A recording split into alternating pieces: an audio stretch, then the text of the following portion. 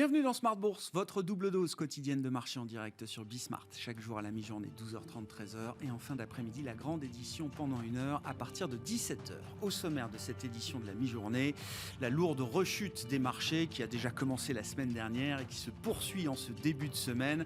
Une rechute de plus de 2% encore pour les indices actions en Europe, avec un CAC 40 qui retombe sur le niveau des 6000 points, 6050 points autour pour l'indice parisien en ce milieu de séance, venant de 6005, 6600 points au plus haut. C'est le niveau qu'on avait pu récupérer sur le CAC fin mai, après 3 semaines d'accalmie et de rebond qui avaient pu ramener sur le CAC sur ces niveaux-là. Bon, d'une certaine manière, tout est à refaire de ce point de vue-là, avec des investisseurs qui restent particulièrement inquiets du niveau d'inflation atteint en mois de mai aux États-Unis. Le chiffre de vendredi marque évidemment les esprits à quelques jours de la prochaine décision de la Réserve fédérale américaine, au point qu'il faut s'interroger si le chemin de 50 points de base pour le rythme de hausse de taux de la Fed est le bon chemin à ce stade. Le marché estime qu'il n'y a qu'un pas à franchir pour passer de 50 à 75 points de base de hausse sur ce meeting, sur le meeting du mois de juillet ou sur le meeting de septembre. Le marché estime que la question n'est pas de savoir si la Fed montera ses taux de 75 points de base à un moment, mais plutôt la question est de savoir quand est-ce que la Fed passera à un rythme supérieur en matière de hausse de taux. Donc des mouvements importants évidemment sur le marché obligataire, avec une correction très violente qui se poursuit et qui se traduit en zone euro, notamment par un nouvel écartement des spreads, des coûts de financement entre États, entre l'Italie et l'Allemagne, mais également entre la France et l'Allemagne. On peut noter que le spread franco-allemand est au-delà de 60 points de base aujourd'hui, alors qu'il y a évidemment une séquence politique à suivre en France jusqu'à ce week-end, en cette période d'entre-deux tours des élections législatives. Dans ce contexte, le plan de trading évidemment, d'autant que c'est une semaine d'échéance importante, échéance trimestrielle avec l'expiration de différents produits dérivés attendus ce vendredi sur les marchés, et un début de semaine donc très compliqué, avec un CAC 40 qui chute actuellement de plus de 2%.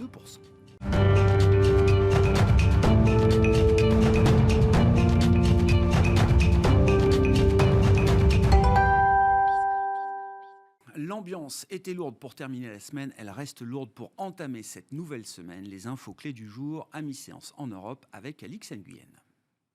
Le CAC entame la semaine en forte baisse. L'accélération des prix aux États-Unis nourrit les craintes de récession et renforce les tensions sur le marché de la dette souveraine. Pour rappel, l'inflation a de nouveau grimpé à 8,6% au mois de mai sur un an, soit un plus haut depuis décembre 1981. Un pessimisme renforcé par la chute de l'indice de confiance du consommateur de l'Université du Michigan à 50,2 points, soit son plus bas niveau depuis la création de la statistique en 1978. Le rendement des emprunts américains continue de se tendre, notamment sur les échéances courtes. Celui du 2 ans se traite à près de 3,2%, du jamais vu depuis 2008.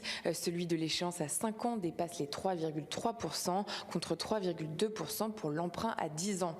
Dans ce contexte, l'attention est portée sur la Fed, dont on attend la décision de politique monétaire mercredi, et ce alors que la BCE sonnait la semaine dernière la fin de l'ère de l'argent facile. La Banque centrale américaine s'apprête à relever ses taux directeurs pour la 3e fois.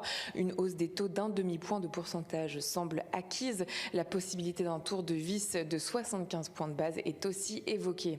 Sur le plan des indicateurs, le marché attend aussi les chiffres de l'inflation en zone euro. Ils seront publiés vendredi. La semaine dernière, les actions mondiales ont connu leur pire semaine depuis octobre 2020. Wall Street a perdu plus de 5%, même son de cloche du côté des bourses européennes. L'Eurostoxx 50 a cédé 4,88%, le DAX allemand 4,83% et le CAC 4,6%. Sur le plan des valeurs à suivre, aujourd'hui, Valneva dégringole après une alerte sur le niveau de vaccins commandés contre le Covid-19. Les banques sont également à la peine. BNP Paribas, Crédit Agricole et Société Générale reculent. Et puis de malmené, on retrouve aussi les valeurs cycliques et technologiques. Renault, Unibail, Rodamco, Westfield et ST Microelectronics sont dans le rouge. Tendance, mon ami, à 12h30 et 17h, 2 fois par jour, les infos clés de marché avec Alix Nguyen dans Smart Bourse sur Bismart.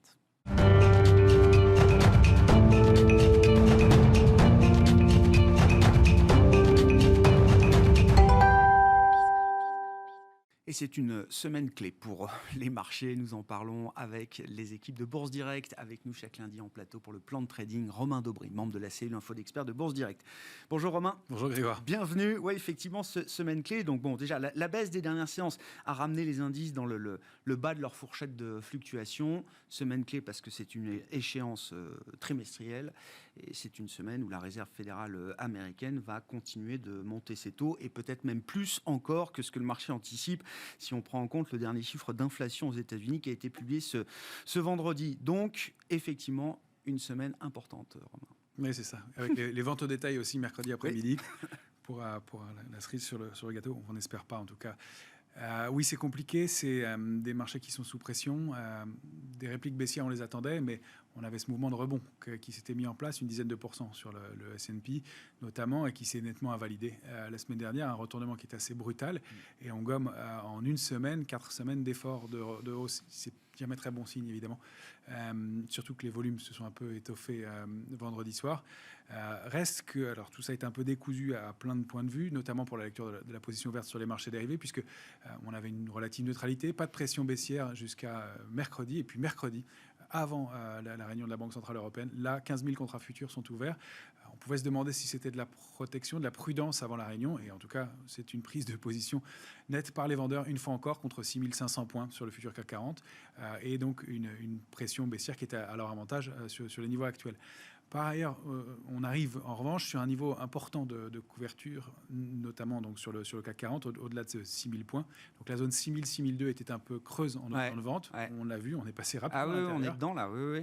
Et à partir de 6 000, ça se densifie très nettement, et jusqu'à 5 008, où il y a beaucoup de couverture dans les portefeuilles. Alors beaucoup pour l'indice parisien, mais c'était quand même indicatif. Et puis pas beaucoup de pression baissière complémentaire vendredi non plus. Alors la position globale a augmenté, mais on approche, comme vous le disiez, de l'échéance des marchés dérivés. Il y a des phénomènes techniques qui se jouent là aussi. N'empêche que la zone 6 500, 6 550 est infranchissable pour l'instant en tout cas, et que les vendeurs ont repris la main contre ces niveaux-là. Reste qu'on préserve et on arrive de façon très propre sur des niveaux qui sont vraiment des niveaux d'alerte très importants sur l'ensemble des indices, de façon coordonnée, mais on s'arrête dessus de façon canalisée une fois encore. Donc, tout ce qui pourrait paraître un peu brutal et un peu décousu, eh bien, reste quand même technique à ce stade. La panique ne se matérialise pas pour l'instant, et ça, c'est gênant. Reste que les secteurs forts du moment donnent des vrais signaux de faiblesse, voire des signaux de retournement aussi. Donc, si même ces secteurs-là, qui avaient progressé quand le marché baissait, se mettent à consolider aussi, on va au-devant de marchés plus baissiers encore. Et c'est effectivement probablement cette semaine que vont se décanter beaucoup de choses. Ouais. Bon, si on regarde effectivement, alors à travers le S&P 500, l'invalidation de ces 2-3 semaines de rebond qu'on a pu observer, le point bas a été touché début mai, c'est ça, et puis on a vu que l'ambiance s'était améliorée pendant 2-3 semaines jusqu'à la rechute de la semaine dernière. Brutal et assez rapide en 2 séances. On a ce premier gap de rupture qu'on voit, donc on a buté contre 4169 points sur le S&P, avec un gap de rupture qui indique clairement donc la rupture avec le rebond en cours, et puis derrière une accélération marquée vendredi avec un gap large, la gap de continuation sous un niveau de résistance majeur qui ouvre à sous 3974 et qui accélère. Alors la théorie des gaps nous donne comme cible idéale de 3832. On duplique le premier mouvement et jusqu'au gap de continuation, 3832, et ça nous renvoie toujours de façon extrêmement technique à 3836. 3836, vous le voyez, c'est le niveau sur lequel on avait rebondi début mai, et ça correspond à 38,20% de retracement de toute la hausse Covid, et donc c'est un niveau technique majeur. Donc la question est entière, et j'aime bien avoir des prises de position fermes sur le marché, mais sur les futurs, on tourne autour pour l'instant. La main est au vendeur, mais est-ce qu'on va pouvoir rebondir sur ces niveaux-là et les préserver pour des raisons techniques, pour l'échéance des marchés dérivés, ou accélérer? On a derrière un support à 3764 et en dessous, c'est 3508. Il n'y a quasiment plus rien entre les deux, et les 50% de retracement de toute la hause. Donc, cette zone 3764, 3836 est extrêmement importante à préserver. Il faut que les indices le fassent vite, sinon on a de bonnes chances d'accélérer. 3508, c'est une cible minimale dans le mouvement actuel. Bon, le sujet évidemment pour les investisseurs, ça reste l'inflation. Derrière l'inflation, il y a la question des prix des matières premières au sens large, de l'énergie en particulier. Si on regarde justement la dynamique des prix, De l'énergie, Romain, il y a des outils qui permettent de suivre ça, à travers notamment des paniers, hein, des indices chez Lyxor, par exemple. Qu'est-ce qu'on peut dire de la dynamique des prix de l'énergie? Est-ce qu'il y a l'espoir d'une possible détente, ou est-ce qu'à ce stade, c'est plutôt un fantasme qu'autre chose? Pour l'instant, c'est pas terrible en effet à nouveau. Là, c'est un graphique du MSCI World Energy, donc de panier de valeurs qui sont composés à plus de 25% par Chevron et Exxon, donc des valeurs pétrolières elles-mêmes, qui étaient les valeurs fortes du moment. On se rappelle que Warren Buffett avait annoncé avoir augmenté très nettement sa pondération sur ces valeurs-là. Et bien même ce secteur-là, qui a progressé quand même de plus de 36% au cours du dernier rebond, eh bien donne des signaux d'invalidation marqués la semaine dernière. Et encore, c'est un graphique hebdomadaire arrêté à vendredi soir. Ce matin, vous voyez en haut du graphique les deux dernières bougies hebdomadaires. La première à gauche est un pendu, celle de droite une étoile filante. Quand on ouvre avec un gap baissier après une étoile filante en haut de marché, on forme une structure qu'on appelle une étoile du soir.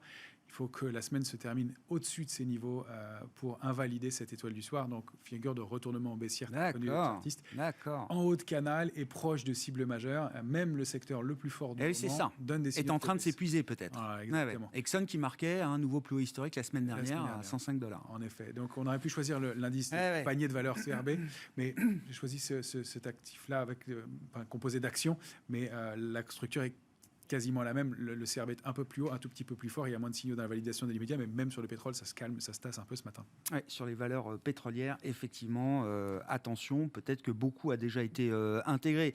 On se pose des questions également sur le dollar. L'accalmie du mois de mai était également générée par une détente sur le dollar. On avait vu l'euro rebondir au-delà de 1,07. Là aussi, renversement total de situation. On se retrouve désormais sous $1,05. Oui, $1,05 et un dollar index qui est très fort. On avait pressenti donc cette invalidation haussière, on l'avait évoqué il y a 3 semaines, cet avalement baissier en hebdomadaire contre 103,95, retour possible au niveau de support majeur 101,05, et puis sur le canal haussier de moyen terme précédent pour prendre un appui. Eh bien, on constate que l'indice dollar n'a même pas touché les 101,05 avant de rebondir très très puissamment. Il ne s'est même pas arrêté sur des niveaux qui datent quand même de 2017 et de 2020. Il s'est arrêté avant, il a rebondi avant. Donc ça, c'est vraiment un signe de force dans la tendance. La bougie de la semaine dernière le montre bien ici. Et il est déjà en hausse encore aujourd'hui. Donc à l'inverse, l'euro et lui reste sous pression. Il a buté à nouveau contre un 0,720. Il repasse sous un 0,520. La cible suivante, c'est 1,0219, qui est vraiment probablement en mire. Et le gros support, c'est 0,9910 ensuite. Compte tenu de la progression et du mouvement du dollar, on peut viser donc 105,75 probablement assez rapidement. Et le gros niveau de résistance, c'est 107,95 pour le dollar index. Le trend est clairement haussier, donc baissier pour l'euro et pas invalidé, contrairement au timide soubresaut qu'on a connu pendant quelques jours. Puis on l'a vu sur la paire dollar-yen ce matin, on est monté à plus de 135, qui est un nouveau plus bas quasi historique pour la devise japonaise contre le dollar. Si on regarde les métaux précieux, c'est intéressant, il s'est passé quelque chose sur l'once d'or vendredi, visiblement, Romain. Pour essayer de trouver des actifs un peu en hausse dans un marché qui ne connaît que des actifs en baisse. Alors c'est pareil, une photographie de l'or en graphique mensuel. Chaque bougie représente un mois de cotation. On a eu effectivement un coup d'arrêt au-delà de 1814. Ce coup d'arrêt permet de mettre en lumière déjà une ligne de tendance haussière de long terme, un point bas marqué donc en mai. D'autre part, on constate que la formation d'un possible, puisqu'on est toujours dans le courant du mois de juin, d'un possible creux en pince. Creux en pince, c'est que la bougie du mois de mai clôture au même niveau que la bougie du mois de juin ouvre, donc à 1836,50 à quelques centièmes près. Ça peut être un signe d'arrêt dans un mouvement baissier qui n'était pas très très fort, mais ça n'est pas en bas de marché, mais c'est quand même un signal d'arrêt au-delà de la ligne de tendance haussière. Et on a progressé de 1,30% la semaine dernière sur l'or, en franchissant des niveaux importants. Alors on aurait pu zoomer un peu plus, mais la photographie large est importante. J'ai laissé l'ancien canal haussier de long terme en tiret noir, parce que c'est un niveau autour duquel les prix se sont beaucoup articulés. Ça pourrait représenter une cible dans ce mouvement haussier qui serait situé donc entre 1952 et 1977. C'est la grosse résistance, dollar à l'once au moins. Donc on n'attend pas un mouvement énorme, mais effectivement, la hausse du dollar et dans ce contexte inflationniste, la hausse de l'or serait des solutions et des actifs de repli qui peuvent être intéressants. On constate une petite faiblesse ce matin. Alors, est-ce que ce sont des investisseurs qui vendent leur or pour couvrir des positions ? Ça existe. Tant que c'est le cas, ça veut dire qu'il n'y a pas de panique sur les marchés actions, qu'on veut défendre les positions. Ouais, c'est ça. Il faut rappeler toujours cette mécanique que si l'or monte dans un marché qui baisse, c'est qu'il y a un phénomène de panique sur les marchés actions et que la purge peut se mettre en place. On est toujours dans ce doute et justement, la purge ne se met pas en place sur les marchés actions. Peut-être est-ce que c'en est un témoignage encore ce matin. Quelle est la traduction de la situation sur nos indices en Europe, l'Eurostock 50 et puis le futur CAC, bien sûr, hein, donc le CAC juin qui va arriver à expiration ce vendredi, Romain. Plutôt que des grands discours, un dessin. On voit où est l'Eurostock ce matin, à nouveau sur des niveaux de support majeurs, enfoncés puis préservés donc, au mois de mars, et puis testés au mois de mai sur lesquels on a rebondi et qu'on teste vraiment ce matin et pour lesquels on oscille autour. Donc 3526 points, c'est vraiment le niveau charnière. Si on passe en dessous, on pourrait dupliquer le trading range précédent, 3778, 3610, 3526, accélérer. Donc on a des cibles qui sont situées au-delà des 3300, en deçà des 3300 points, avec un support important, 3356. C'est vraiment l'enjeu des jours à venir. Nouveau gap baissier en hebdomadaire, ça n'est jamais très très bon signe. Ça va faire partie des niveaux à invalider, donc cette zone 3618 et un tout petit peu au-dessus, qui sont des niveaux importants à réintégrer pour reprendre des couleurs. Ce n'est pas le sens pour l'instant du tout. Et la dynamique haussière est bien invalidée clairement dans l'immédiat. Bon, et puis on voit bien sur le graphique journalier en 14 heures du futur CAC, on voit bien là ce gros gap à la baisse ce matin qui est laissé béant pour l'instant. Alors gros gap à la baisse, une parenthèse sur l'indice CAC 40 cash, on forme le troisième gap d'affilée ce matin. C'est aussi ce qui peut laisser entendre que le marché arrêterait de baisser. Le premier gap étant de rupture, deuxième comme sur le S&P, gap de continuation ensuite. Et celui de ce matin pourrait être le gap d'épuisement. Voilà, on va le voir, on va le savoir rapidement. Sur le futur CAC 40 en 14 heures, c'est moins visible, mais on a effectivement ce gros gap sous un niveau clé et donc sous les niveaux de couverture qu'on avait indiqués, 6200, 6047 sont testés immédiatement. Et puis ce canal baissier de moyen terme qu'on avait tenté de déborder par le haut, qu'on réintègre brutalement et on s'articule autour ce matin. Donc pour l'instant, on défend des niveaux clés, mais sous 6000, 6047, on invalide tout le rebond du mois de mars, le rebond entamé le 9 mai, et on risque d'accélérer. On n'a pas beaucoup de support avant 5780.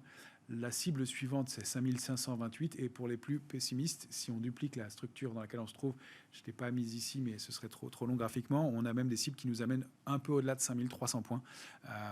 Peut-être dans le courant de l'été, puisque ce marché a l'air de vouloir glisser et ne pas accélérer.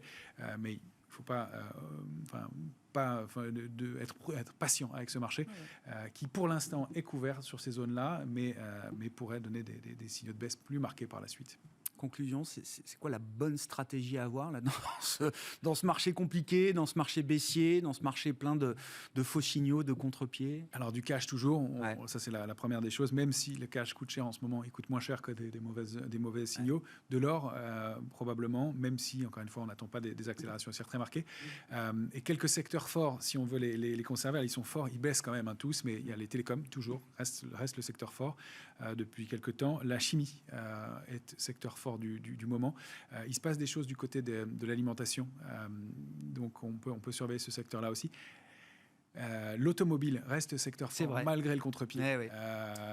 Mais il faut dire qu'il est tellement sous-performant que c'est tellement value que c'est peut-être ça qui fait qu'on le vend moins.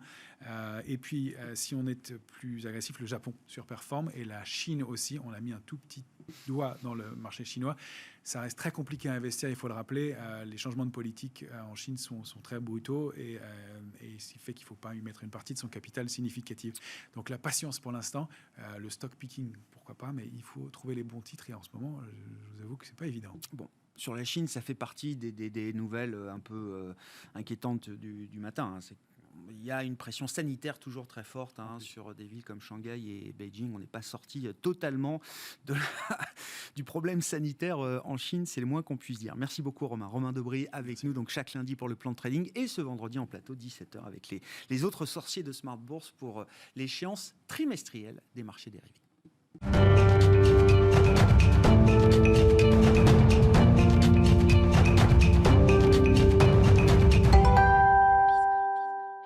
Bon, Bon, et le sujet de fond pour les investisseurs, c'est toujours la question de l'inflation et du pic inflation, un pic qui ne cesse de se décaler dans le temps. John Plassard est avec nous en visioconférence, spécialiste en investissement de la banque Mirabeau et compagnie. Bonjour et bienvenue, John. Oui, le pic d'inflation ne cesse d'être repoussé devant nous. On l'a vu encore avec l'inflation américaine pour le mois de mai qui a été publié vendredi dernier et qui marque encore les esprits en ce début de semaine, John. Oui, bonjour Grégoire. Effectivement, on avait quelques économistes avaient bon espoir que le pic de l'inflation était à 8,5%. On a vu, pas le cas, puisqu'on a réaccéléré. Il faut quand même rappeler ici que c'est le 14e mois consécutif de hausse de l'IPC, donc les prix à la consommation. Il faut aussi rappeler que sur ces 2 dernières années, vous avez seulement eu 2 fois où en fait les prévisions étaient en dessous, c'est-à-dire les chiffres étaient en dessous des prévisions. Donc on voit quand même qu'on a une accélération toujours très importante au niveau de l'inflation aux États-Unis. Alors, évidemment, il y a la question de l'énergie, on en a déjà assez parlé, Grégoire, ensemble, mais il y a d'autres éléments aussi qui sont très importants, et notamment le prix des logements aux États-Unis qui continue de progresser. On pourrait être proche d'un pic et d'un lourd dégonflement à cause des taux hypothécaires. Et puis, évidemment, on a le prix de la nourriture. Et lorsque vous regardez en détail ce qui s'est passé lors de la publication vendredi des chiffres américains, on nous rappelle que les prix de l'alimentaire ne cessent pas de progresser. Et bien au contraire, c'est en train de prendre le chemin de ce que fait l'énergie. Et donc ici, ça devient très inquiétant parce que si aux États-Unis, effectivement, il y a un petit rebond au niveau des salaires, il ne compense absolument pas l'inflation qu'on a sur les prix de l'alimentaire. Et ça devient très inquiétant parce que souvent les prix de l'alimentaire, vous savez, on sait très bien que le prix à la pompe, si le prix du baril devait s'effondrer, eh bien, les prix à la pompe pourraient baisser rapidement, mais les prix de l'alimentaire, c'est un peu différent et ça, c'est un peu plus lent à revenir à la normale. Donc ça impacte beaucoup plus le consommateur américain. Si l'inflation continue de se durcir et de se propager aux États-Unis, John, est-ce que la Fed doit à nouveau, j'ai envie de dire, réviser le rythme de ces hausses de taux et l'ampleur même peut-être de ces hausses de taux? La question est devant nous pour le meeting de cette semaine même. Oui, vous avez raison. En fait, c'est pas que je souhaite qu'on ait 75 points de hausse de base lors de la prochaine réunion. La question est de savoir jusqu'à quand la fenêtre de tir sera ouverte. Parce que on sait, et on en a parlé aussi assez souvent, on sait qu'ici, à un moment ou à un autre, eh bien, on va être dans une situation où la Fed ne pourra plus monter ses taux. Pourquoi ? Parce que le taux de chômage va remonter, évidemment, et puis, à un moment ou à un autre, on sait que ça va impacter la croissance américaine très fortement. Même chose en Europe.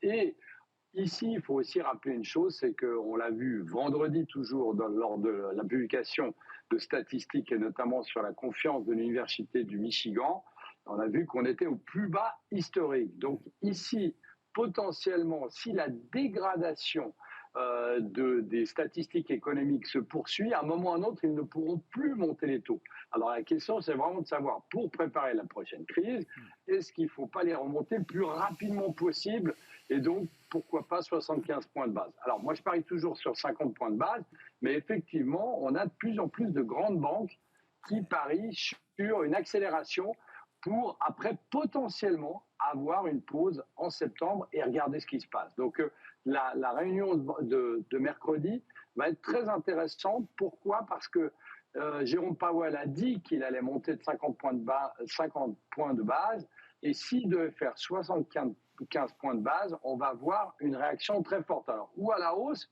parce qu'on va se dire, oui, effectivement, on était derrière la courbe, la Fed était derrière la courbe, ou très fortement à la baisse en disant la Fed ne maîtrise plus l'inflation et est dans une spirale où en fait il ne peut plus rien et simplement essayer de monter les taux et ça ne fait plus rien sur l'économie réelle. Ouais, on voit bien les deux niveaux d'inquiétude avec lesquels jongle le marché. Alors les taux sont encore violemment tirés à la hausse aujourd'hui et puis on a à nouveau un phénomène d'inversion de la courbe des taux aux États-Unis sur la partie 2-10 ans. Bon, le meeting de cette semaine de la Fed commencera mardi, la décision est attendue mercredi soir et entre-temps, ce sera intéressant, on aura eu un indicateur de consommation aux États-Unis pour le mois de mai avec la publication des ventes au détail américaines pour le mois de mai. Ce sera ce mercredi en début d'après-midi, en plein pendant la deuxième journée de réunion du comité de politique monétaire de la Réserve fédérale américaine. Pour terminer, John, que se passe-t-il sur le comportement des cryptos ? Alors, on le suit évidemment jour après jour. J'ai vu que l'ensemble de la capitalisation du comportement crypto était repassé sous le trillion de dollars, John, avec des baisses encore de l'ordre de 10% pour les grands crypto-actifs ce matin. Exactement, c'est le créancier de crypto-devises qui s'appelle Celsius, qui a déclaré ce week-end qu'il faisait une pause sur les transferts, les retraits, étant donné de la volatilité très très importante sur les marchés. Alors ça fait suite, vous vous souvenez, de l'effondrement de l'écosystème Terra début mai, et on se souvient que Celsius, puisque c'est eux qu'on parle, promettait, notamment sur le site internet, j'ai encore été regarder ce week-end, des revenus d'environ 30% par semaine. Donc on voit que ici on est dans une situation où effectivement on est à la recherche de nouveaux clients et dès que les gens paniquent, c'est ce qu'on avait eu sur le Terra, dès que les gens paniquent, essayent de vendre leurs actifs, eh bien c'est là où ça pose problème. Ça c'est la première des choses. La deuxième des choses, c'est qu'on a vu qu'il y avait un lien direct avec le Nasdaq, qui était quasi fraternel depuis un certain moment. Et on voit que le Nasdaq, là, avec la pression qu'on a notamment sur le rendement de 10 ans américain et sur les interrogations, est en train de nouveau de repartir à la baisse. Et la dernière chose, c'est qu'il ne faut pas oublier que, et on en avait parlé il y a quelques mois ensemble, Grégoire, c'est que on savait qu'il allait y avoir une interrogation de la part des investisseurs lorsqu'on allait avoir des resserrements de politique monétaire de la part de la Fed, de la part potentiellement de la BCE, etc.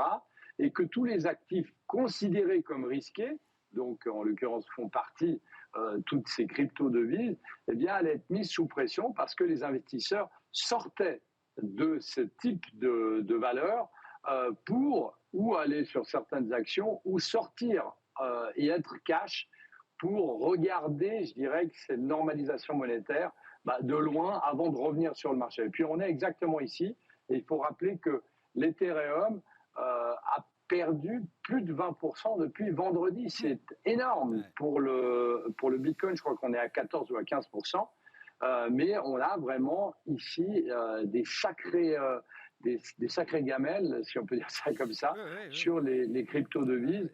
Et on sent une espèce de vent de panique avant que ça rebaisse. Et comme on en a aussi parlé souvent ensemble, l'idée, c'est pas de dire que c'est des devises qui sont mortes, bien évidemment, mais elles sont tellement jeunes qu'elles doivent passer par des crises, elles doivent passer par de la volatilité pour construire une base qui est une base pour laquelle elle pourra tenir pour ces prochaines années.